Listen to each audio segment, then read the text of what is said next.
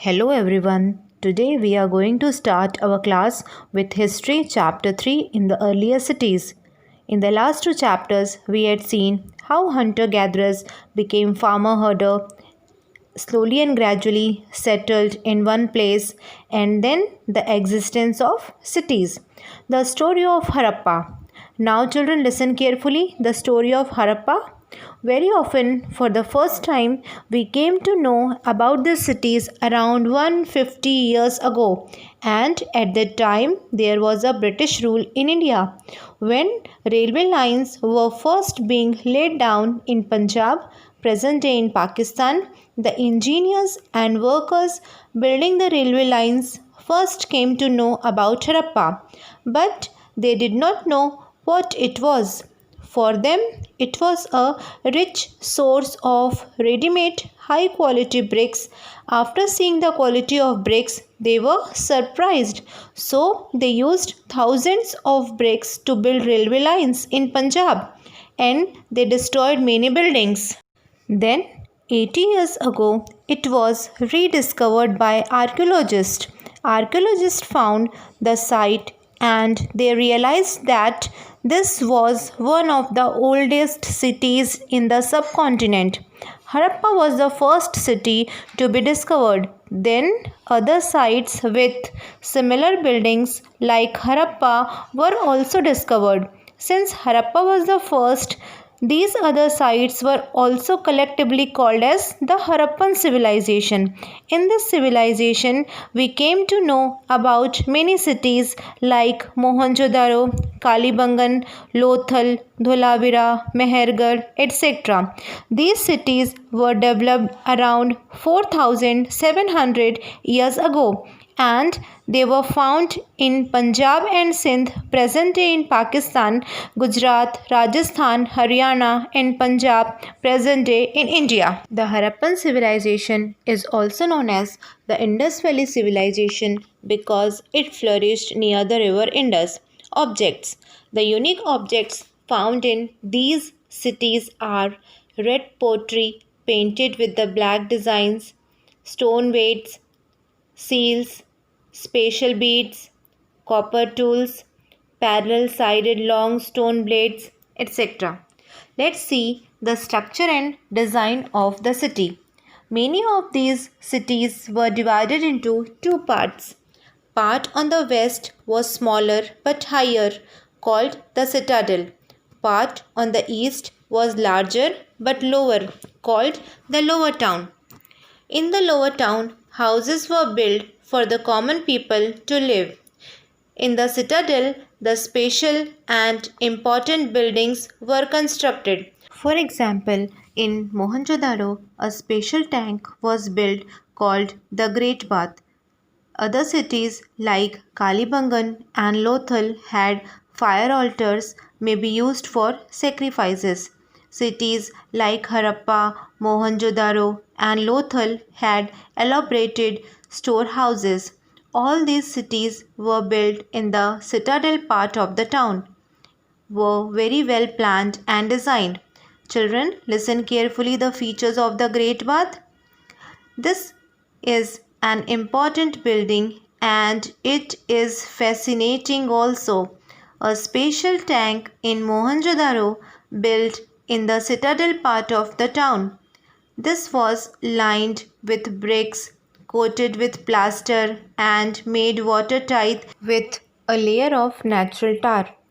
There were stairs leading down to it from two sides and rooms on all sides. Water was brought in from a well and drained out after use. Important people took a dip in this tank on special occasions. Bricks and walls. Walls of baked bricks were built around each part of the cities, either the lower town or the citadel. The bricks were so well baked that they have lasted for thousands of years. It was still perfect when the engineers used to build railway lines in Punjab. Another interesting thing is the bricks were laid in an interlocking pattern. It means that one slab kept vertical and another horizontal, and so on, and that made the walls stronger. Houses, drains, and streets. Generally, houses were either of one or two story, and rooms built around a courtyard with separate bathing area with advanced drainage system. And you will be surprised to know that these cities had covered drains which were laid out in straight lines with gentle slopes so that water could flow easily through it. Drains started from houses and joined the main sewer, which carried the water out of the town. Inspection holes were provided at intervals to clean them. The roads were too wider and cleaned. After understanding the structure of houses, drains, and streets, we came to know that these were probably well planned. Life in the city. The city was a busy place. The rulers probably planned the construction of special buildings in the city and also sent people to distant lands to get metals, precious stones, etc. Other than rulers, there are many other people who lived in the city. They were scribes, craft persons, and travelers. People who know how to write and they helped to prepare the seals are scribes. Craft persons. There were men and women making all kind of things in their homes or in special workshops. Are craft persons. Travelers who brought different raw materials and fascinating stories from distant land. Toys are made out of terracotta. Children played with terracotta toys made out of which have been found in remains. New crafts in the cities. Archaeologists have found things made of stone, shell, and metals, including copper, bronze, gold, and silver. Copper and bronze were used to make tools, weapons, ornaments, and vessels, whereas gold and silver were used to make only ornaments and vessels. The most striking things that they found are beads, weights, and blades. Crafts in the city. In this, we'll discuss about the seals, weights, pots, and beads. Seals were made out of stones and mostly rectangular in shape and usually have an animal carved on them.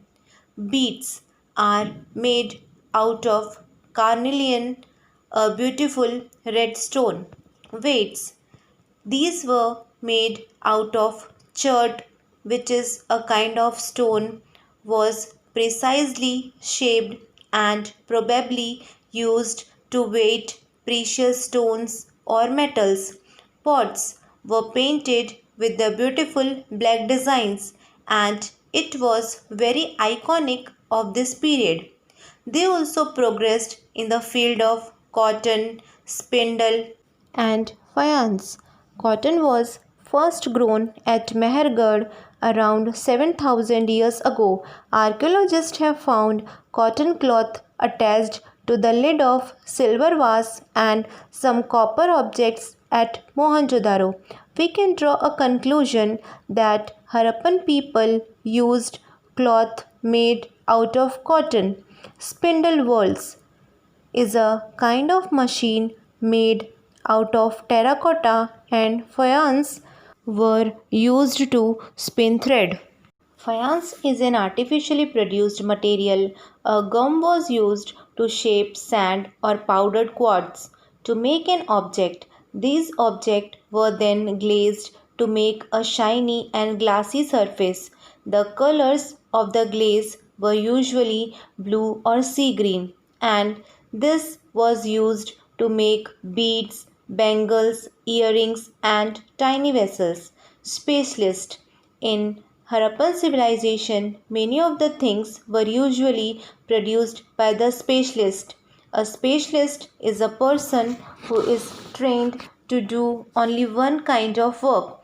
For example, cutting stones, polishing beads, or carving seals.